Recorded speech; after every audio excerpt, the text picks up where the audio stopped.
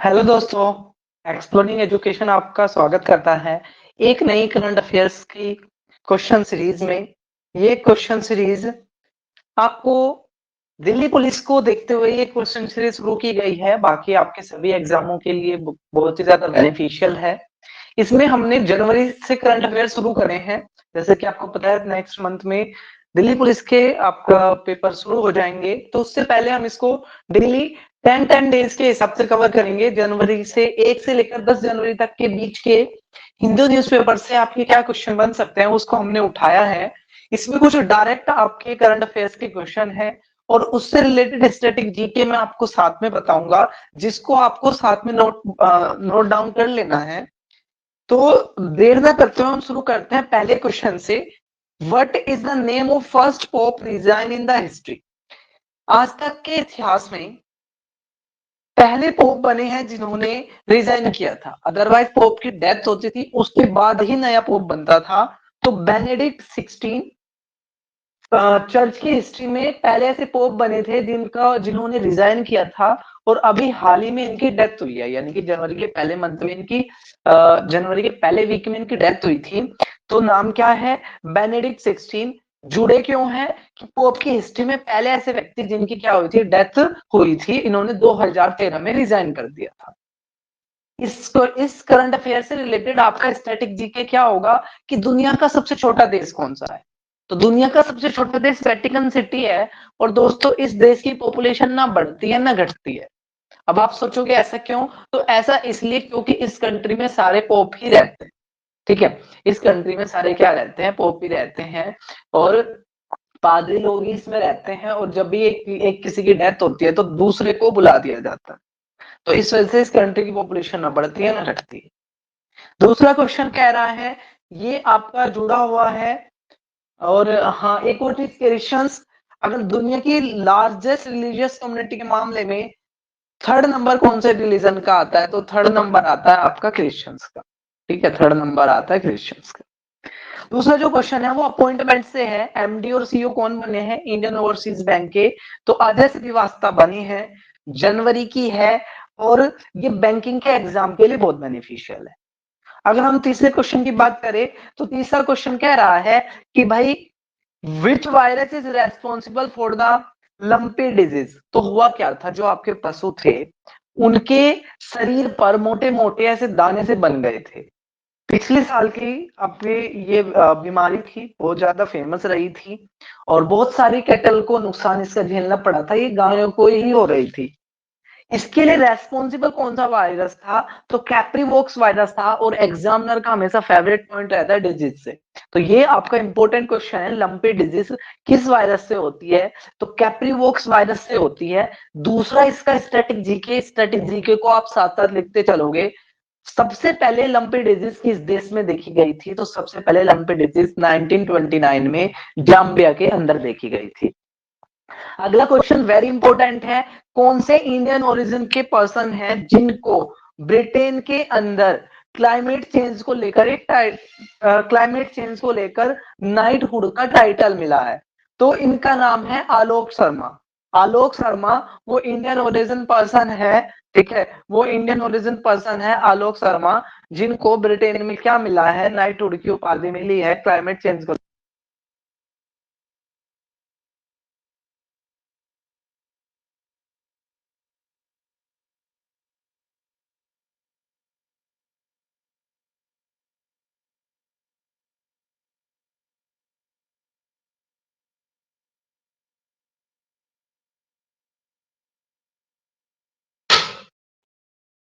Next है, where did 108 science congress held?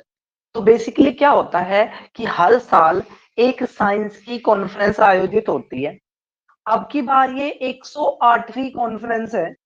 इससे पहले यानी कि 107 कॉन्फ्रेंस हो चुकी है। ठीक है, और बीच में कोरोना के टाइम पर इनको वर्चुअल कराया गया था।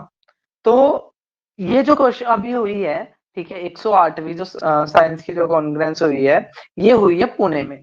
ठीक है, कहां पर हुई है? पुणे में। इसकी जो थीम है वो हम आपके कमेंट बॉक्स में ऐड कर देंगे, theme of the 108 science Congress.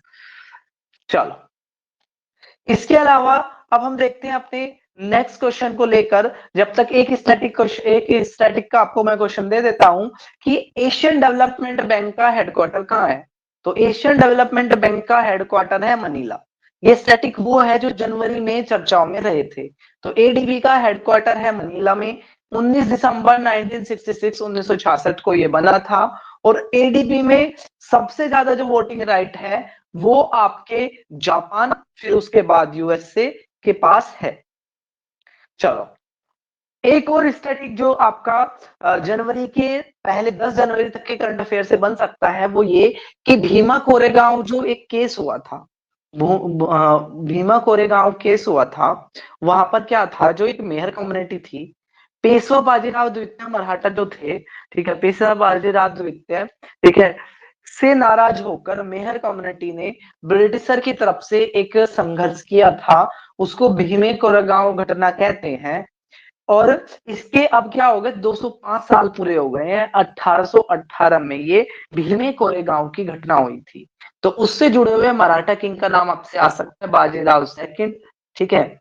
और कौन सी कम्युनिटी, मेहर कम्युनिटी, पुणे की ये घटना है। चलो, next question, capital of Austria.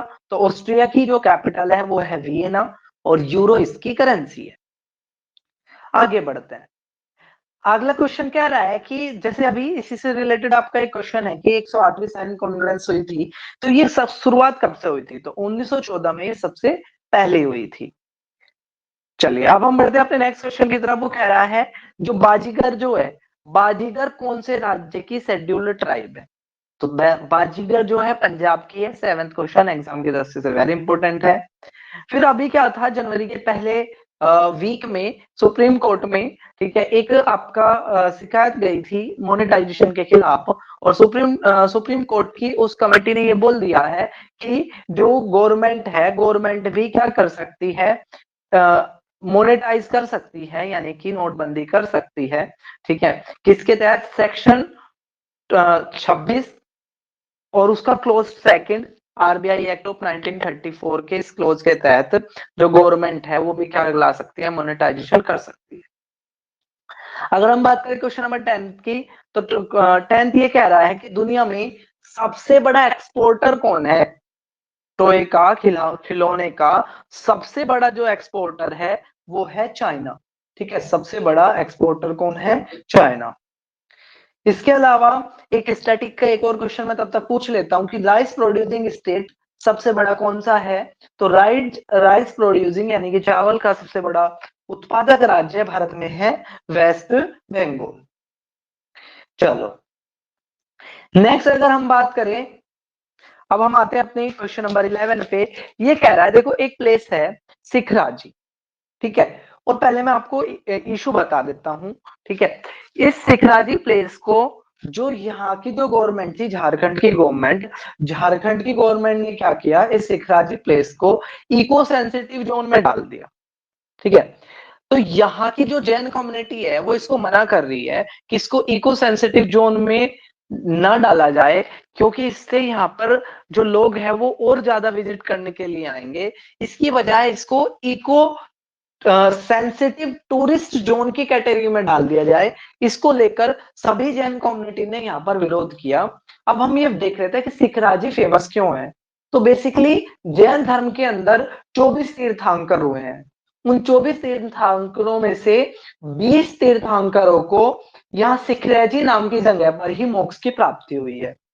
तो इस वजह से ये फेमस है। और ये जगह पड़ती है आपकी गिरिडीह डिस्ट्रिक्ट है झारखंड का, वहां पर सिखराजी प्लेस है जो जैन धर्म से जुड़ा हुआ है। और 24 में से 20 जो जैन तीर्थार्थी है, तीर्थंकर है, उनको यहाँ पर मोक्ष की प्राप्ति हुई है। अगला कह रहा है, अच्छा 5 famous place related to the Jainism. एक गिरनार है, एक दिलवारा है माउंट एवरेस्ट का, एक आस्था पद है और एक शत्रुंजय है। कई बार क्वेश्चन आ जाता है कि इनमें से कौन सा जैन धर्म से नहीं जुड़ा हुआ है। तो गिरनार बहुत फेमस प्लेस ये मानते हैं, दिलवारा जो माउंट आबू के पास, अस्तपद और शत्रुंजय, ये आपको याद रखना है। अगला कह रहा है विरासत फेस्टिवल। ठीक है, एक विरासत फेस्टिवल शुरू हुआ है और विरासत फेस्टिवल दिल्ली में आयोजित कराया गया है। और ये जुड़ा हुआ है हैंडलूम सेक्टर से, ठीक है, हैंडलूम सेक्टर से जुड़ा हुआ है आपका विरासत फेस्टिवल। अब हम बढ़ते हैं अगले क्वेश्चन की तरफ। अगला क्वेश्चन ये कह रहा है कि how many people received NRI award. देखो 9 जनवरी 1915 को गांधी जी भारत में आए थे, तो फिर क्या हुआ 2003 से हमने ये सोचा कि भाई जो भारत के व्यक्ति बाहर रह रहे हैं, ठीक है, या तो वो एनआरआई हो या वो पीआई हो, ठीक है, यानी कि तो भारतीय ओरिजिन का हो या वो भारतीय मूल का ही व्यक्ति हो, तो बेसिकली क्या होगा कि ऐसे व्यक्ति भारत की इकोनॉमी से जुड़े, भारत की इकोनॉमी में इन्वेस्ट करे। इसको लेकर 2003 से 9 जनवरी को एनआरआई डे मनाया जाता है। इस साल 21 व्यक्तियों को NRI day award, NRI day यानी कि 9 जनवरी को, ठीक है, 7 से 9 जनवरी के बीच में एनआरआई डे अब की बार मनाया गया और 21 व्यक्तियों को सम्मानित किया गया है एनआरआई अवार्ड से। एनआरआई अवार्ड अब की बार कितने व्यक्तियों को मिला है? 21 व्यक्तियों को मिला है। इन 21 व्यक्तियों में से एक व्यक्ति है इरफान अली, जो गुयाना नाम का जो कंट्री है, ठीक है, वहां के प्रेसिडेंट है, ठीक है, वहां के क्या है? प्रेसिडेंट है। कौन? इरफान अली, ठीक है, इरफान अली क्या है? प्रेसिडेंट है। कहाँ के? गुयाना के। नेक्स्ट कह रहा है के वज्रा मिसाइल भारत ने किस देश से खरीदी है? ठीक है, के वज्रा मिसाइल भारत ने किस देश से खरीदी है?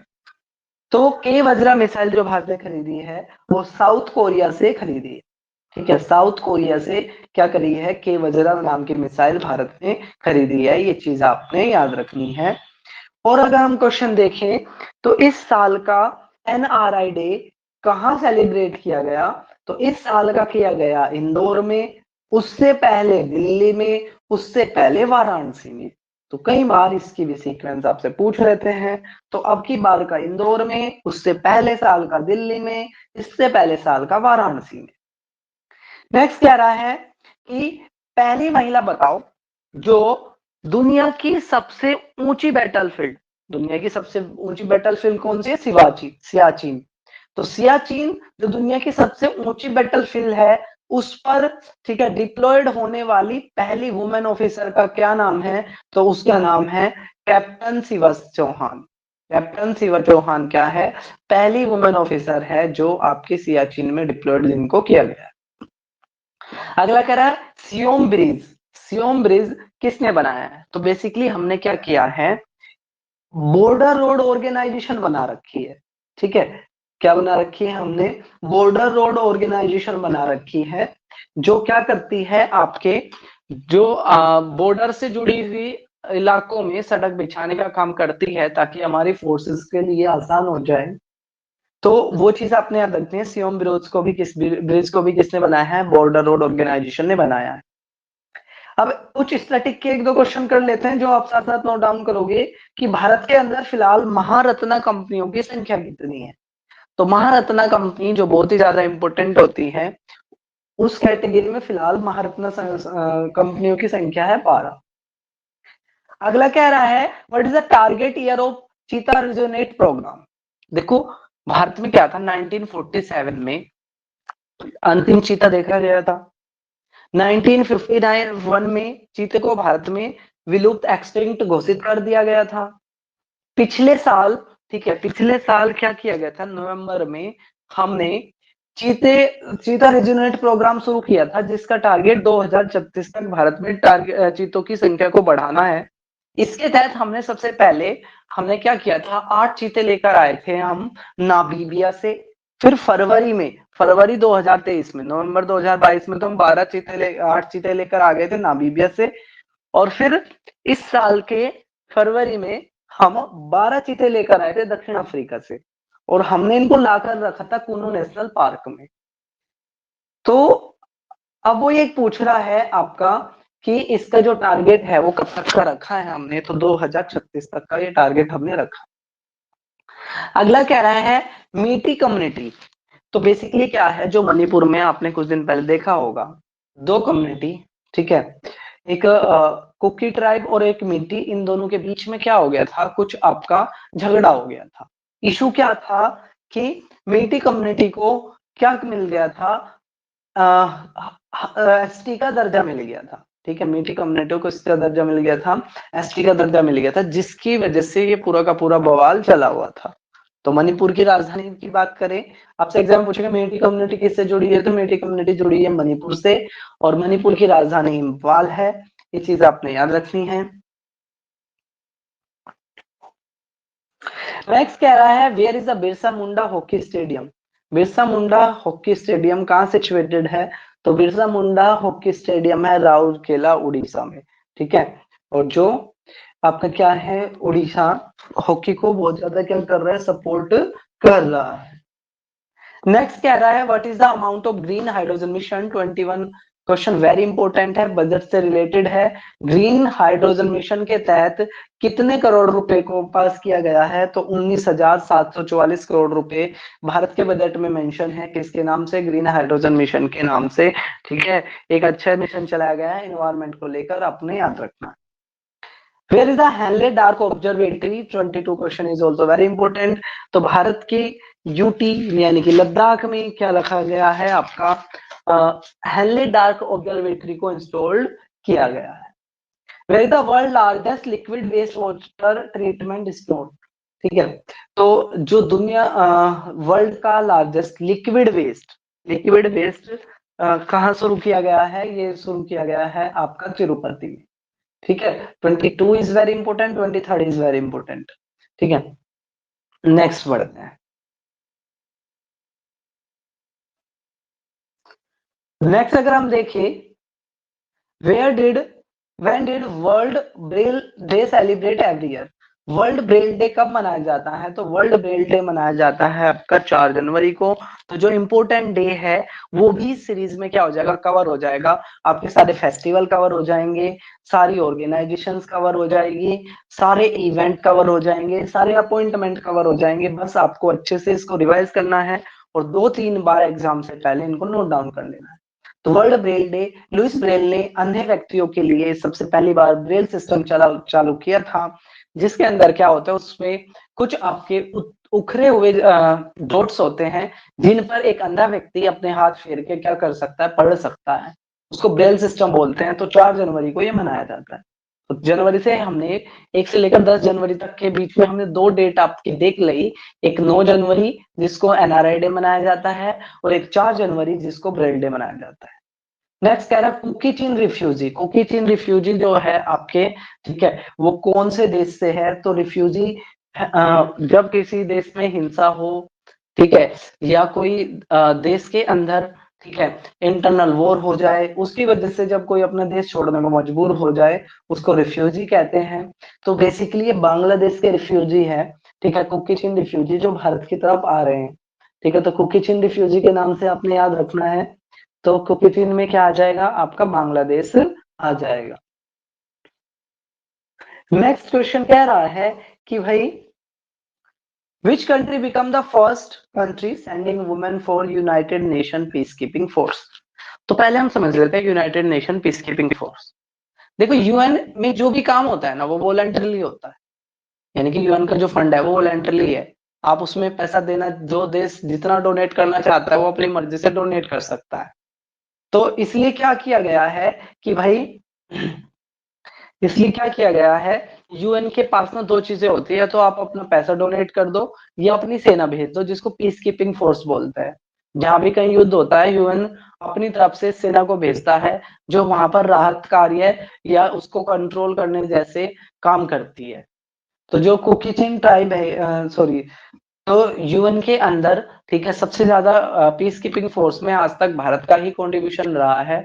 और भारत ही पहला ऐसा कंट्री बन गया है जिसने यूएन की पीस कीपिंग फोर्स में अपनी महिलाओं को भेजा है। तो महिलाओं को यूएन की पीस कीपिंग फोर्स में भेजने वाला पहला व्यक्ति कौन बन गया है, भारत बन गया है। इससे रिलेटेड स्टैटिक चीजें आपने देखनी है कि यूएन कब बना था, तो 24 अक्टूबर 1945 को बना था। और कई बार एक क्वेश्चन आता है कि यूएन का कौन सा ऑर्गन अब खत्म हो गया है क्योंकि उसकी जरूरत नहीं रही है, तो एक का ट्रस्टीशिप काउंसिल जो अब खत्म हो गया है। ट्रस्टीशिप काउंसिल का काम था कि जो देश अभी भी गुलामी में हैं, जिन पे कॉलोनाइज हैं, तो उनको उससे हटाना, और वहां पर डेमोक्रेसी स्टैब्लिश कराना, इलेक्शंस कराना, चुनाव कराना, सरकार बनवाना। तो आज अब क्या है कि कॉलोनाइज कंट्री कोई रहा नहीं है, तो इस वजह से 1993 में यूएन के इस ऑर्गन को खत्म कर दिया गया था। दूसरा क्वेश्चन आता है कि यूएन की जो सिक्योरिटी काउंसिल है, इसमें कितने मेंबर होते हैं? तो यूएन के अंदर तो 193 कंट्री है, लेकिन यूएन के सिक्योरिटी काउंसिल में 15 मेंबर है, जिसमें से 5 P5 है जिनके पास वीटो पावर है, और 10 जो है वो नॉन परमानेंट मेंबर है जो सिर्फ 2 साल के लिए बनते हैं। तो भारत, कई बार ये क्वेश्चन भी आता है कि भारत कितनी बार यूएन का नॉन परमानेंट मेंबर बन चुका है, यूएन की सिक्योरिटी काउंसिल का नॉन परमानेंट मेंबर भारत कितनी बार बन चुका है? तो भारत 8 बार यूएन की सिक्योरिटी काउंसिल का नॉन परमानेंट मेंबर बन चुका। नेक्स्ट क्या रहा है, पर्पल फेस्ट कहाँ आयोजित किया गया है? ठीक है, कहाँ आयोजित किया गया है आपका पर्पल फेस्ट? तो पर्पल फेस्ट आयोजित किया गया है पुणे में। और किस लिए है? जो डिसेबल्ड पर्सन है, विकलांग लोग है, इनको इनको किस तरीके से सपोर्ट किया जाए, किस तरीके से ये सोसाइटी के अंदर इन्वॉल्व हो, उसको लेकर क्या किया गया है, ये आपका शुरू किया गया है वहां पर पुणे में। नेक्स्ट कह रहा है what is the target of India of the elimination of काला अजहर? काला अजहर नाम की डिजीज जो लेसमीनिया से होती है, उसको खत्म करने का भारत का टारगेट कब तक का है? तो उसको खत्म करने का टारगेट भारत का 2023 तक का है। ठीक है, उसको खत्म करने का टारगेट भारत का कब तक है? 2023 तक। फिर एक दो स्टैटिक क्वेश्चन हम देख लेते हैं कि भाई ग्लोबल साउथ समिट कहाँ हुई है? तो एक तो आपने समझना है ग्लोबल साउथ का क्या मतलब है।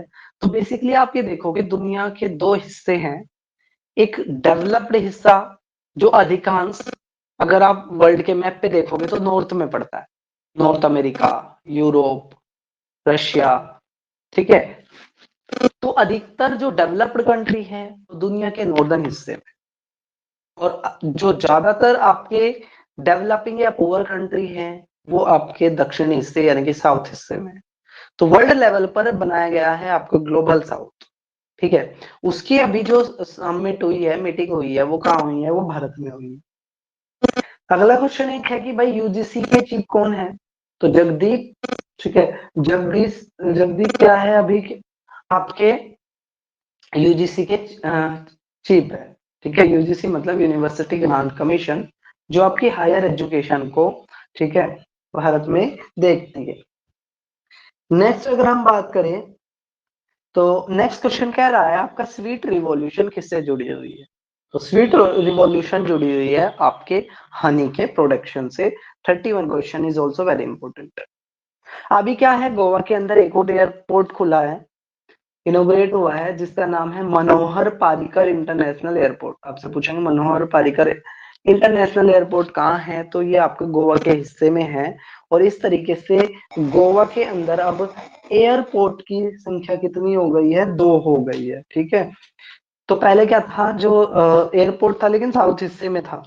ठीक है, तो अब क्या है, नॉर्थ हिस्से में भी गोवा के क्या है, एक एयरपोर्ट हो गया है। एक स्टैटिक क्वेश्चन, रणजी ट्रॉफी जो क्रिकेट का एक बहुत बड़ा टूर्नामेंट होता है, ठीक है, जो रणजीत सिंह के नाम पर, हालांकि रणजीत सिंह भारत के पहले क्रिकेट खिलाड़ियों में शामिल है, लेकिन वो हमेशा ब्रिटेन की तरफ से खेलते थे। लेकिन रणजी ट्रॉफी किसका टूर्नामेंट है? क्रिकेट का बड़ा टूर्नामेंट है, जिसकी शुरुआत कब हुई थी? 1934 में हुई थी। आगे बढ़ते हैं। नेक्स्ट क्वेश्चन कह रहा है वीर गार्जन। ठीक है, वीर गार्जन एक एक्सरसाइज है, वायुसेना की एक्सरसाइज है, जो इंडिया और जापान के बीच में आयोजित कराई गई है। ठीक है, इंडिया और जापान के बीच में एक एक्सरसाइज आयोजित हुई है जिसका नाम है वीर गार्जन, और बेसिकली ये जापान के अंदर हुई है। ठीक है, जापान के अंदर एक हयाकुरी एयरबेस है, वहां पर इसको शुरू किया गया। अगला क्वेश्चन कह रहा है एक कौन से राज्य ने सहर्ष स्कीम लॉन्च करी है ताकि इमोशनल और कल्चरल डेवलपमेंट के लिए, ठीक है, सांस्कृतिक और भावनात्मक लोगों के विकास के लिए त्रिपुरा ने सहर्ष नाम की एक स्कीम को लॉन्च किया है। ये आपने याद रखना है। त्रिपुरा से रिलेटेड एक स्टैटिक क्वेश्चन आ जाता है कई बार कि त्रिपुरा को भारत में मिलाने को लेकर जो साइन किया गया था वो किसके बीच में हुआ था, किसके साथ भारत सरकार ने किया था? जैसे जम्मू कश्मीर को भारत में मिलाने को लेकर राजा रणजीत सिंह के साथ, तो ऐसे त्रिपुरा को भारत में मिलाने को लेकर जो साइन हुआ था वो कंचन प्रभा देवी के साथ हुआ था। ठीक है, कंचन प्रभा देवी के साथ ये साइन हुआ था। नेक्स्ट कह रहा है which project is launch by colonel Sambal Shankar for non combat casualties for defence force. देखो, जो डिफेंस फोर्स से जुड़े होते हैं, ठीक है, एक रिटायर्ड कर्नल संबल शंकर ने एक प्रोजेक्ट संबंध शुरू किया है, जो एक आपसी सहयोग होगा कि जो फोर्सेस से रिटायर्ड व्यक्ति हैं उनको अगर कोई भी दुर्घटना हो जाती है, कोई भी चोट लग जाती है, लाइफ के अंदर कोई भी परेशानी होती है, तो उनकी मदद करने को लेकर, क्योंकि जब तक एक आर्मी मैन फौज में होता है, जब तक वो काम करता है, तब तक गवर्नमेंट उसको सपोर्ट करती है, लेकिन वहां से रिटायर होने के बाद उसकी लाइफ में क्या परेशानी आती है, ठीक है, इसका कोई ध्यान नहीं रखता है। तो उसको लेकर एक शुरू किया गया प्रोजेक्ट संबंध, जिसका उद्देश्य है रिटायर्ड जो आपके डिफेंस फोर्स हैं उनको नॉन कॉम्बैट कैजुअलिटी से के टाइम पर बचाने को लेकर, उनकी मदद करने को लेकर। अगला क्वेश्चन कह रहा है डायबिटीज, ठीक है, when did diabetes day celebrate? तो डायबिटीज डे आपका 14 नवंबर को डायबिटीज डे मनाया जाता है। इसी दिन आपका चिल्ड्रन डे भी मनाया जाता है, ठीक है, नेहरू जी के बर्थडे पर। और जो ये डायबिटीज होती है ये भी आपकी दो तरह की होती है, एक डायबिटीज टाइप 1 डायबिटीज, एक टाइप 2 डायबिटीज। जुड़ी किससे है? हमारा एक ऑर्गन होता है पेनक्रियास, और ये पेनक्रियास क्या करता है, इंसुलिन हार्मोन रिलीज करता है, जिसकी खोज हुई थी 1921 में। ठीक है, ये चीज आपने याद रखनी है। नेक्स्ट कर रहा है highest number of the tiger population. तो highest number of the tiger population में देखो, पिछले साल मध्य प्रदेश हो गया था, लेकिन मध्य प्रदेश के अंदर कुछ टाइगर की डेथ हो गई थी, इस वजह से अब दोबारा से कर्नाटक क्या हो गया है, ठीक है, टाइगर के मामले में। लेकिन आपको टाइम याद रखना है, जनवरी की न्यूज है, ठीक है, जनवरी के अंदर जो टाइगर की संख्या के मामले में कर्नाटक टॉप पे था। नेक्स्ट कह रहा है संगोल कंगई। एक तो आपने याद रखना है संगोल कंगई किस राज्य का त्योहार है? तो संगोल कंगई जो है वो आपका मणिपुर राज्य का त्योहार है, ठीक है, और किससे रिलेटेड है? ये हॉर्स से रिलेटेड है, घोड़े से रिलेटेड है, ठीक है, आपका संगोल कंगई। नेक्स्ट कह रहा है यूएस के अंदर पहली महिला सिख जज जो किसी स्टेट की क्या बनी है, आपकी जज बनी है, ठीक है। तो हैरिस काउंटी नाम का यहाँ पर स्टेट है, आप जानते होंगे, अमेरिका, ठीक है। और सबसे ओल्डेस्ट कॉन्स्टिट्यूशन अमेरिका का ही है, 1776 में लागू हो गया था। और यहाँ पर क्या है, 50 स्टेट है, डबल सिटीजनशिप है। अब यहाँ का स्टेट क्या होता है, जब अगर वो चाहता है तो अमेरिका से वो अलग हो सकता है। तो अभी क्या है, वहां का एक स्टेट है आपका काउंटी, हैरिस काउंटी, और वहां के जो जज बनी है वो एक भारतीय मूल की सिख जज है, जिसका नाम है मनप्रीत मोनिका सिंह, ठीक है, मनप्रीत मोनिका सिंह क्या बनी है, ठीक है, हैरिस काउंटी की जज बनी है। नेक्स्ट कह रहा है who is the 41 question is very important from the perspective of your examination. और क्वेश्चन ये है कि writer of book spare, spears नाम की एक बुक लिखी गई है जिसको प्रिंस हैरी ने लिखा है, जो अभी चार्ल्स प्रिंस बने हैं अमेरिका के, जो उनके भाई है प्रिंस हैरी, उन्होंने एक बुक लिखी है आपकी स्पेयर्स। वेरी इंपॉर्टेंट बुक है एग्जाम की दृष्टि से। नेक्स्ट कह रहा है where is Kangla Nongpok Thong fort. एक फोर्ट है, किला है, ठीक है, कांगला नोंगफोक, तो कहां पर है? ये है आपका मणिपुर में, ठीक है, मणिपुर में ये आपका है। नेक्स्ट है आपका Parshuram Kund festival, very important question. Parshuram Kund festival कहां पर? अरुणाचल प्रदेश। अरुणाचल प्रदेश की बात करें तो अरुणाचल प्रदेश की राजधानी ईटानगर है। और लीस्ट पॉपुलेशन डेंसिटी, सबसे कम जनसंख्या घनत्व के मामले में, यानी कि पर किलोमीटर में सबसे कम लोग कहाँ रहते हैं, तो वो रहते हैं आपके अरुणाचल प्रदेश के अंदर, और सबसे ज्यादा बिहार में, ठीक है। और अगर ओवरऑल पूछे, मतलब स्टेट नहीं लगा है, तो दिल्ली में सबसे ज्यादा पॉपुलेशन डेंसिटी है। And 44 last question of the today's class, which become the world longest cruise. Ganga जो क्रूज है वो दुनिया का क्या बन गया है, आपका लॉन्गेस्ट क्रूज बन गया है, ठीक है, लॉन्गेस्ट क्रूज बन गया है आपका गंगा क्रूज। अब लास्ट में आपको कुछ स्टैटिक के क्वेश्चंस, इनको आप साथ साथ नोट डाउन कर लेना, ठीक है। क्वेश्चन ये कि भाई पहली म्युनिसिपल कॉरपोरेशन, ठीक है, जैसे एमसीडी होती है, तो पहली एमसीडी कहाँ स्टैब्लिश हुई थी? तो मद्रास के अंदर पहली एमसीडी स्टैब्लिश हुई थी। अगला क्वेश्चन कि भाई दुनिया में सबसे ज्यादा डैम किस देश में है? तो डैम के मामले में पहला नंबर है चाइना का, दूसरा नंबर है यूएसए का, और तीसरा नंबर है इंडिया का। तीसरा क्वेश्चन, 2013 में एक चोपड़ा कमेटी बैठी थी, ये चोपड़ा कमेटी किससे रिलेटेड है? तो चोपड़ा कमेटी है डैम के कंस्ट्रक्शन से रिलेटेड, ठीक है, डैम के कंस्ट्रक्शन से रिलेटेड। प्रवासी भारतीय दिवस हमारी इसका एक बहुत इंपॉर्टेंट था, उससे रिलेटेड स्टैटिक क्वेश्चन ये हो सकता है कि PIO, person of Indian origin, Bharat में कितने दिन के लिए रह सकता है? तो पीआईओ भारत में 180 दिन के लिए रह सकता है, ठीक है। एक हमारी इसमें रिवॉल्यूशन से रिलेटेड आया था, ठीक है, हनी वाला जो आंसर था अपना, ठीक है। तो ऐसे ही है, व्हाइट रिवॉल्यूशन के फादर किसको कहा जाता है? व्हाइट रिवॉल्यूशन के फादर कहा जाता है वर्गीस कुरियन, जो एक कोऑपरेटिव से जुड़ा हुआ है, अमूल नाम सुना होगा। तो एक और स्टैटिक का क्वेश्चन है कि जो अमूल इंडिया है, इसका हेडक्वार्टर कहाँ है? तो इसका हेडक्वार्टर है गुजरात के अंदर आनंद में, ठीक है, आनंद में क्या है इसका हेडक्वार्टर है। तो ये थे हमारे आज के क्वेश्चन। फिर मिलेंगे हम 10 से लेकर 11 से लेकर, ठीक है, 11 से लेकर आपके 20 जनवरी तक के करंट अफेयर्स के क्वेश्चन में। तब तक के लिए टेक केयर, जय हिंद, जय भारत। ये सीरीज आपको कैसी लगी कमेंट बॉक्स में जरूर बताना।